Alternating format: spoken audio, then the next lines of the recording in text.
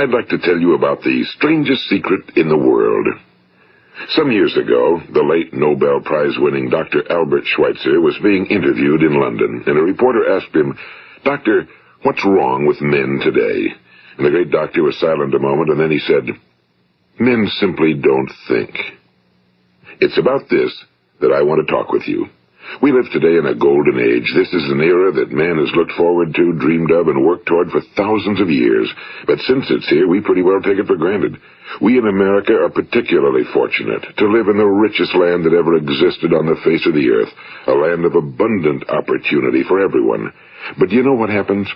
Well, let's take 100 men who start even at the age of 25. Do you have any idea what will happen to those men by the time they're 65? These 100 men who all start even at the age of 25 believe they're going to be successful. If you ask any one of these men if he wanted to be a success, he'd tell you he did. And you'd notice that he was eager toward life, that there was a certain sparkle to his eye, an erectness to his carriage, and life seemed like a pretty interesting adventure to him. But by the time they're 65, 1 will be rich. 4 will be financially independent. 5 will still be working. 54 will be broke. Now think a moment. Out of the 100, only 5 make the grade. Now why do so many fail? What has happened to the sparkle that was there when they were 25? What's become of the dreams, the hopes, the plans? And why is there such a large disparity between what these men intended to do and what they actually accomplished? When we say about 5% achieve success, we have to define success. And here's the best definition I've ever been able to find. Success is the progressive realization of a worthy ideal. If a man is working toward a predetermined goal and knows where he's going, that man is a success. If he's not doing that, he's a failure. Success is the progressive realization of a worthy ideal. Rollo May, the distinguished psychiatrist, wrote a wonderful book called Man's Search for Himself. And in this book he says, the opposite of courage in our society is not cowardice. It is conformity. And there you have the trouble today. It's conformity, people acting like everyone else without knowing why, without knowing where they're going. Now think of it. In America right now, there are over 18 million people 65 years of age and older. And most of them are broke. They're dependent on someone else for life's necessities. Now, we learn to read by the time we're 7. We learn to make a living by the time we're 25. Usually by that time, we're not only making a living, we're supporting a family. And yet, by the time we're 65, we haven't learned how to become financially independent in the richest land that has ever been known. Why? We conform. And the trouble is that we're acting like the wrong percentage group, the 95 who don't succeed. Now, why do these people conform? Well, they really don't know. These people believe that their lives are shaped by circumstances, by things that happen to them, by exterior forces. They're outer-directed people. A survey was made one time that covered a lot of men, working men, and these men were asked, "Why do you work? Why do you get up in the morning?" 19 out of 20 had no idea. If you ask them, they'll say, well, everyone goes to work in the morning, and that's the reason they do it, because everyone else is doing it.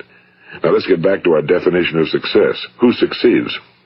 The only person who succeeds is the person who is progressively realizing a worthy ideal. He's the person who says, I'm going to become this, and then begins to work toward that goal.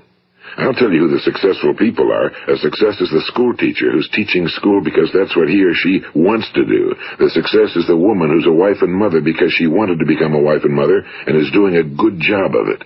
The success is the man who runs the corner gas station because that was his dream. That's what he wanted to do. The success is the successful salesman who wants to become a top-notch salesman and grow and build with his organization.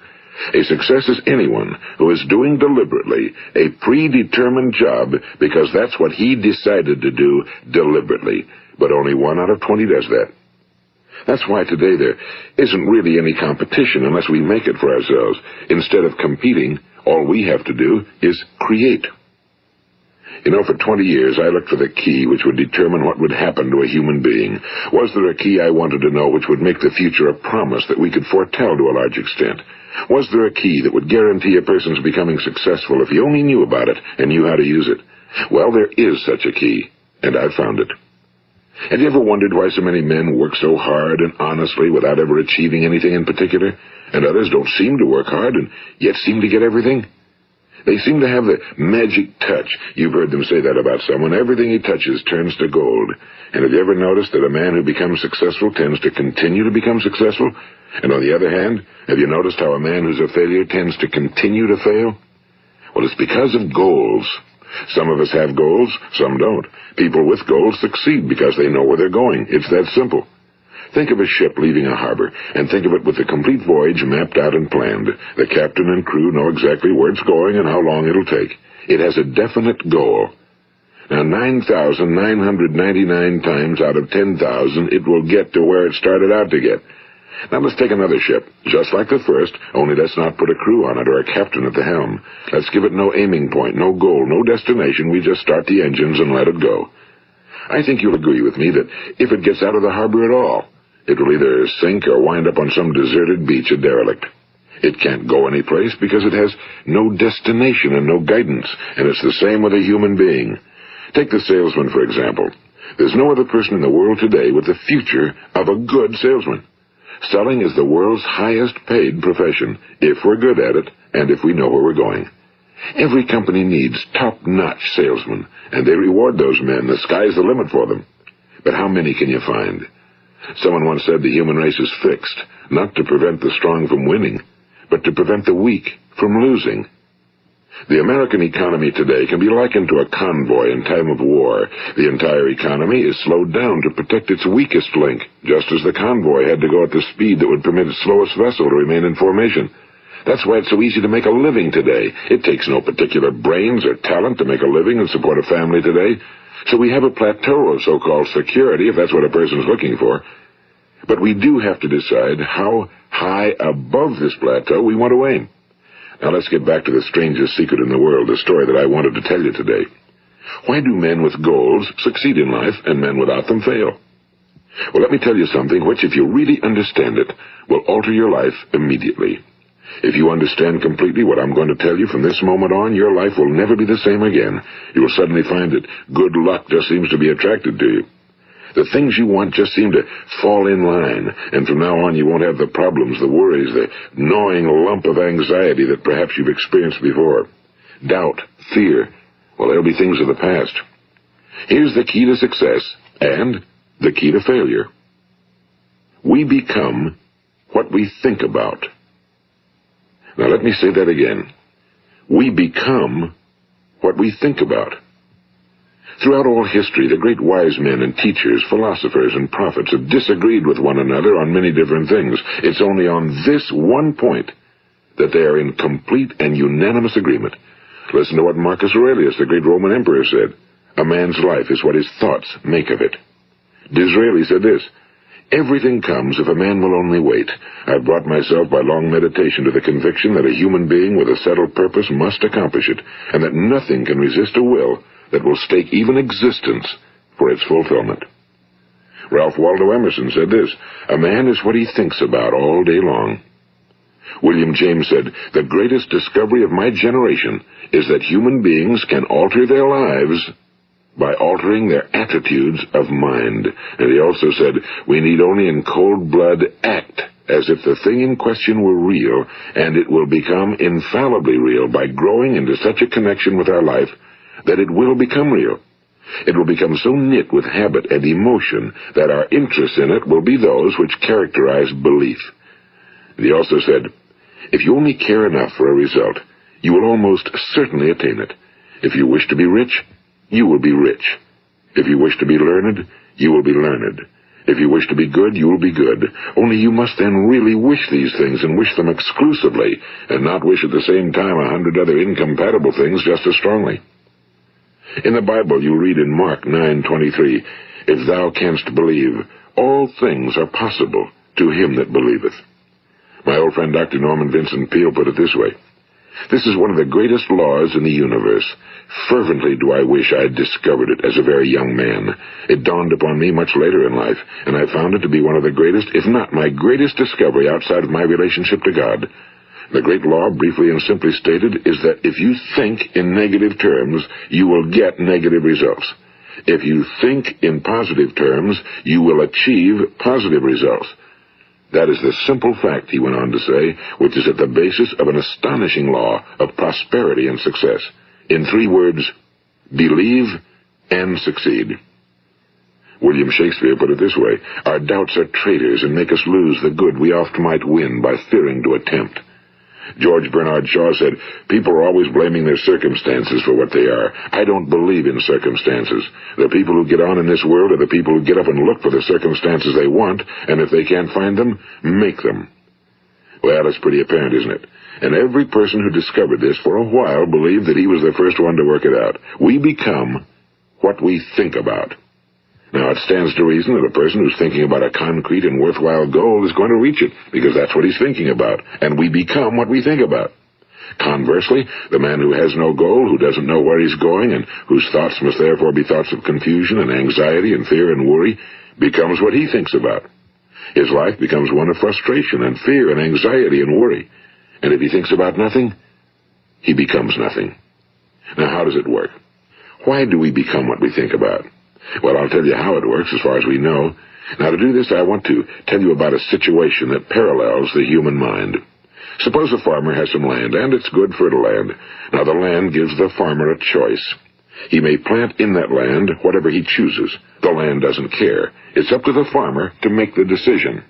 Now, remember, we're comparing the human mind with the land because the mind, like the land, doesn't care what you plant in it. It will return what you plant, but it doesn't care what you plant. Now, let's say that the farmer has 2 seeds in his hand. One is a seed of corn. The other is nightshade, a deadly poison.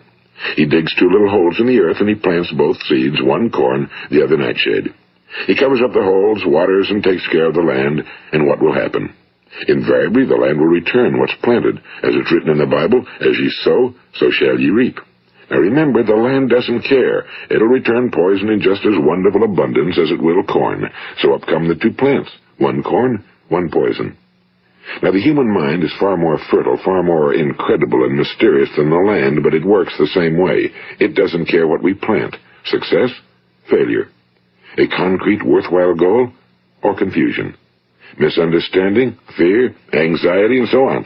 But what we plant, it must return to us. You see, the human mind is the last great unexplored continent on Earth. It contains riches beyond our wildest dreams. It will return anything we want to plant. Now, you might say, well, if that's true, why don't people use their minds more? Well, I think they figured out an answer to that one, too. Our mind comes as standard equipment at birth. It's free, and things that are given to us for nothing we place little value on. Things that we pay money for, we value. The paradox is that exactly the reverse is true. Everything that's really worthwhile in life came to us free. Our minds, our souls, our bodies, our hopes, our dreams, our ambitions, our intelligence, our love of family and children and friends and country, all these priceless possessions are free. But the things that cost us money are actually very cheap and can be replaced at any time. A good man can be completely wiped out and make another fortune. He can do that several times. Even if our home burns down, we can rebuild it. But the things we got for nothing, we can never replace. The human mind isn't used because we take it for granted. Familiarity breeds contempt. It can do any kind of job we assign to it, but generally speaking, we use it for little jobs instead of big, important ones. Universities have proved that most of us are operating on about 10% or less of our abilities. So decide now, what is it you want? Plant your goal in your mind. It's the most important decision you'll ever make in your entire life. What is it you want? Do you want to be an outstanding salesman? A better worker at your particular job? Do you want to go places in your company? In your community? Do you want to get rich? All you've got to do is plant that seed in your mind, care for it, work steadily toward your goal, and it will become a reality. It not only will, there's no way that it cannot. You see, that's a law, like the laws of Sir Isaac Newton, the laws of gravity. If you get on top of a building and jump off, you'll always go down. You'll never go up, and it's the same with all the other laws of nature. They always work. They're inflexible. Think about your goal in a relaxed, positive way. Picture yourself in your mind's eye as having already achieved this goal. See yourself doing the things you will be doing when you've reached your goal. Ours has been called the phenobarbital age, the age of ulcers and nervous breakdowns and tranquilizers. At a time when medical research has raised us to a new plateau of good health and longevity, far too many of us worry ourselves into an early grave trying to cope with things in our own little personal ways without learning a few great laws that will take care of everything for us. These things we bring on ourselves through our habitual way of thinking. Every one of us is the sum total of his own thoughts. He is where he is because that's exactly where he really wants to be, whether he'll admit that or not.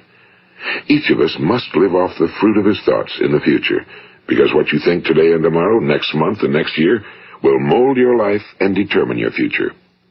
You're guided by your mind. I remember one time I was driving through eastern Arizona, and I saw one of those giant earth-moving machines roaring along the road at about 35 miles an hour with what looked like 30 tons of dirt in it. A tremendous, incredible machine, and there was a little man perched way up on top with the wheel in his hands guiding it. And as I drove along, I was struck by the similarity of that machine to the human mind. Just suppose you're sitting at the controls of such a vast source of energy. Are you going to sit back and fold your arms and let it run itself into a ditch? Or are you going to keep both hands firmly on the wheel and control and direct this power to a specific, worthwhile purpose? It's up to you. You're in the driver's seat. You see, the very law that gives us success is a two-edged sword. We must control our thinking. The same rule that can lead a man to a life of success, wealth, happiness, and all the things he ever dreamed of for himself and his family. That very same law can lead him into the gutter. It's all in how he uses it, for good or for bad. This is the strangest secret in the world. Now, why do I say it's strange, and why do I call it a secret? Actually, it isn't a secret at all. It was first promulgated by some of the earliest wise men, and it appears again and again throughout the Bible, but very few people have learned it, understand it. That's why it's strange, and why for some equally strange reason it virtually remains a secret. I believe that you could go out and walk down the main street of your town and ask one man after another what the secret of success is, and you probably wouldn't run into one man in a month who could tell you. Now, this information is enormously valuable to us if we really understand it and apply it. It's valuable to us not only for our own lives, but the lives of those around us, our families, employees, associates, and friends. Life should be an exciting adventure. It should never be a bore. A man should live fully, be alive. He should be glad to get out of bed in the morning. He should be doing a job he likes to do because he does it well. One time I heard Grove Patterson, the great late editor-in-chief of the Toledo Daily Blade, make a speech, and as he concluded his speech, he said something I've never forgotten. He said, "My years in the newspaper business have convinced me of several things. Among them, that people are basically good, and that we came from someplace, and we're going someplace. So we should make our time here an exciting adventure. The architect of the universe didn't build a stairway leading nowhere." And the greatest teacher of all, the carpenter from the plains of Galilee, gave us the secret time and time again. As ye believe, so shall it be done unto you. I've explained the strangest secret in the world and how it works. Now, on this side, I want to explain how you can prove to yourself the enormous returns possible in your own life by putting this secret to a practical test. I want you to make a test that will last 30 days. It isn't going to be easy, but if you'll give it a good try, it will completely change your life for the better. Now, back in the 17th century, Sir Isaac Newton, the English mathematician and natural philosopher, gave us some natural laws of physics which apply as much to human beings as they do to the movement of bodies in the universe. And one of these laws is that for every action, there is an equal and opposite reaction. Simply stated, as it applies to you and me, it means we can achieve nothing without paying the price. The results of your 30-day experiment will be in direct proportion to the effort you put forth. To be a doctor, you must pay the price of long years of difficult study. To be successful in selling, and remember that each of us succeeds to the extent of his ability to sell. Selling our families on our ideas, selling education in schools, selling our children on the advantages of living the good and honest life, selling our associates and employees on the importance of being exceptional people. To, of course, the profession of selling itself. But to be successful in selling our way to the good life, we must be willing to pay the price. Now, what is that price? Well, it's many things. First, it's understanding emotionally, as well as intellectually, that we literally become what we think about, that we must control our thoughts if we're to control our lives. It's understanding fully that as ye sow, so shall ye reap. Second, it's cutting away all fetters from the mind and permitting it to soar as it was divinely designed to do. It's the realization that your limitations are self-imposed and that the opportunities for you today are enormous beyond belief. It's rising above narrow-minded pettiness and prejudice. And third, it's using all your courage to force yourself to think positively on your own problem, to set a definite and clearly defined goal for yourself, to let your marvelous mind think about your goal from all possible angles, to let your imagination speculate freely upon many different possible solutions, to refuse to believe that there are any circumstances sufficiently strong to defeat you in the accomplishment of your purpose, to act promptly and decisively when your course is clear, and to keep constantly aware of the fact that you are, at this moment, standing in the middle of your own acres of diamonds, as Russell Conwell used to point out. And fourth, save at least 10% of every dollar you earn. It's also remembering that no matter what your present job, it has enormous possibilities, if you're willing to pay the price. Now let's just go over the important points in the price each of us must pay to achieve the wonderful life that can be ours. It is, of course, worth any price. 1. You will become what you think about. 2. Remember the word imagination and let your mind begin to soar. 3. Courage. Concentrate on your goal every day. 4. Save 10% of what you earn. And 5. Action. Ideas are worthless unless we act on them. Now, I'll try to outline the 30-day test I want you to make. Keep in mind that you have nothing to lose by making this test and everything you could possibly want to gain. There are 2 things that may be said of everyone. Each of us wants something, and each of us is afraid of something. I want you to write on a card what it is you want more than anything else. It may be more money. Perhaps you'd like to double your income or make a specific amount of money. It may be a beautiful home. It may be success at your job. It may be a particular position in life. It could be a more harmonious family. Each of us wants something. Now write down on your card specifically what it is you want. Make sure it's a single goal and clearly defined. You needn't show it to anyone, but carry it with you so that you can look at it several times a day.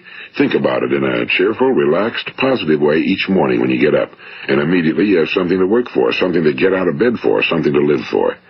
Look at it every chance you get during the day and just before going to bed at night. And as you look at it, remember that you must become what you think about, and since you're thinking about your goal, you realize that soon it will be yours. In fact, it's yours really the moment you write it down and begin to think about it. Look at the abundance all around you as you go about your daily business. You have as much right to this abundance as any other living creature. It's yours for the asking. Now we come to the difficult part. Difficult because it means the formation of what is probably a brand new habit, and new habits are not easily formed. Once formed, however, it will follow you for the rest of your life. Stop thinking about what it is you fear. Each time a fearful or negative thought comes into your consciousness, replace it with a mental picture of your positive and worthwhile goal. And there will come times when you'll feel like giving up. It's easier for a human being to think negatively than positively. That's why only 5% are successful. You must begin now to place yourself in that group. For 30 days, you must take control of your mind. It will think about only what you permit it to think about. Each day for this 30-day test, do more than you have to do. In addition to maintaining a cheerful, positive outlook, give of yourself more than you've ever done before. Do this knowing that your returns in life must be in direct proportion to what you give. The moment you decide on a goal to work toward, you're immediately a successful person. You are then in that rare and successful category of people who know where they're going. Out of every 100 people, you belong to the top 5. Don't concern yourself too much with how you're going to achieve your goal. Leave that completely to a power greater than yourself. All you have to do is know where you're going. The answers will come to you of their own accord and at the right time. Remember these words from the Sermon on the Mount, and remember them well. Keep them constantly before you this month of your test. Ask, and it shall be given you. Seek, and ye shall find. Knock, and it shall be opened unto you. For every one that asketh receiveth, and he that seeketh findeth, and to him that knocketh it shall be opened. It's as marvelous and as simple as that. In fact, it's so simple that in our seemingly complicated world, it's difficult for an adult to understand that all he needs is a purpose and faith. For 30 days, Do your very best. If you're a salesman, go at it as you've never done before, not in a hectic fashion, but with the calm, cheerful assurance that time well spent will give you the abundance in return you deserve and want. If you're a homemaker, devote your 30-day test to completely giving of yourself without thinking about receiving anything in return, and you'll be amazed at the difference it makes in your life. No matter what your job, do it as you've never done it before for 30 days. And if you've kept your goal before you every day, you'll wonder and marvel at this new life you've found. Dorothea Brand, the outstanding editor and writer, discovered it for herself and tells about it in her fine book, Wake Up and Live. Her entire philosophy is reduced to the words, act as though it were impossible to fail. She made her own test with sincerity and faith, and her entire life was changed to one of overwhelming success. Now, you make your test for 30 full days. Don't start your test until you've made up your mind to stick with it. You see, by being persistent, you're demonstrating faith. Persistence is simply another word for faith. If you didn't have faith, you'd never persist. If you should fail during your first 30 days, by that I mean suddenly find yourself overwhelmed by negative thoughts, you've got to start over again from that point and go 30 more days. Gradually, your new habit will form until you find yourself one of that wonderful minority to whom virtually nothing is impossible. And don't forget the card. It's vitally important as you begin this new way of living. On one side of the card, write your goal, whatever it may be. On the other side, write the words we've quoted from the Sermon on the Mount. Ask, and it shall be given you. Seek, and ye shall find. Knock, and it shall be opened unto you. Nothing great was ever accomplished without inspiration. See that during these crucial first 30 days, your own inspiration is kept at a peak. And above all, don't worry. Worry brings fear, and fear is crippling. The only thing that can cause you to worry during your test is trying to do it all yourself. Know that all you have to do is hold your goal before you. Everything else will take care of itself. Remember also to keep calm and cheerful. Don't let petty things annoy you and get you off course. Now, since making this test is difficult, some will say, why should I bother? Well, look at the alternative. No one wants to be a failure. No one really wants to be a mediocre individual. No one wants a life constantly filled with worry and fear and frustration. Therefore, remember that you must reap that which you sow. If you sow negative thoughts, your life will be filled with negative things. If you sow positive thoughts, your life will be cheerful, successful, and positive. Now, gradually, you will have a tendency to forget what you've heard on this recording. Play it often. Keep reminding yourself of what you must do to form this new habit. Gather your whole family around at regular intervals and listen to what's been said here. You know, most men will tell you that they want to make money without understanding the law. The only people who make money work in a mint. The rest of us must earn money. This is what causes those who keep looking for something for nothing or a free ride to fail in life. The only way to earn money is by providing people with services or products which are needed and useful. We exchange our time and our product or service for the other man's money. Therefore, the law is that our financial return will be in direct proportion to our service. Now, success is not the result of making money. Making money is the result of success, and success is in direct proportion to our service. Most people have this law backwards. They believe that you're successful if you earn a lot of money. The truth is that you can only earn money after you're successful. It's like the story of the man who sat in front of the stove and said to it, give me heat, and then I'll add the wood. How many men and women do you know, or do you suppose there are today, who take the same attitude toward life? There are millions. We've got to put the fuel in before we can expect heat. Likewise, we've got to be of service first before we can expect money. Don't concern yourself with the money. Be of service, build, work, dream, create. Do this, and you'll find there's no limit to the prosperity and abundance that will come to you. Prosperity, you know, is founded upon a law of mutual exchange. Any person who contributes to prosperity must prosper in turn himself. Sometimes the return will not come from those you serve, but it must come to you from someplace, because that's the law. For every action, there is an equal and opposite reaction. As you go daily through your 30-day test period, remember that your success will always be measured by the quality and quantity of service you render, and money is a yardstick for measuring this service. No man can get rich himself unless he enriches others. Now, there are no exceptions to a law. You can drive down any street in America and from your car estimate the service that's being rendered by the people living on that street. Had you ever thought of this yardstick before? It's interesting. Some, like ministers and priests and other devoted people, measure their returns in the realm of the spiritual, but again, their returns are equal to their service. Once this law is fully understood, any thinking person can tell his own fortune. If he wants more, he must be of more service to those from whom he receives his return. If he wants less, he has only to reduce his service. This is the price you must pay for what you want. If you believe you can enrich yourself by deluding others, you can end only by deluding yourself. It may take some time, but just as surely as you breathe, you'll get back what you put out. Don't ever make the mistake of thinking you can avert this. It's impossible. The prisons and the streets where the lonely walk are filled with people who tried to make new laws just for themselves. We may avoid the laws of man for a while, but there are greater laws that cannot be broken. An outstanding medical doctor recently pointed out 6 steps that will help you realize success. 1. Set yourself a definite goal. 2. Quit running yourself down. 3. Stop thinking of all the reasons why you cannot be successful and instead think of all the reasons why you can.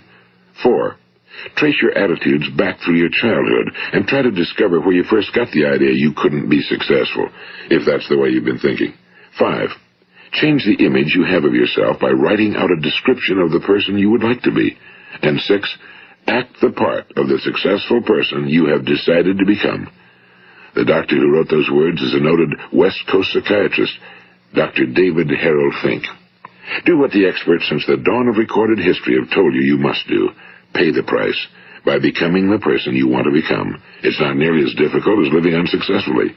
Make your 30-day test, then repeat it again, and each time it will become more a part of you until you'll wonder how you could ever have lived any other way. Live this new way, and the floodgates of abundance will open and pour over you more riches than you may have dreamed existed. Money? Yes, lots of it. But what's more important, you'll have peace. You'll be in that wonderful minority who lead calm, cheerful, successful lives. Start today. You have nothing to lose, but you have a whole life to win. This is Earl Nightingale, and thank you.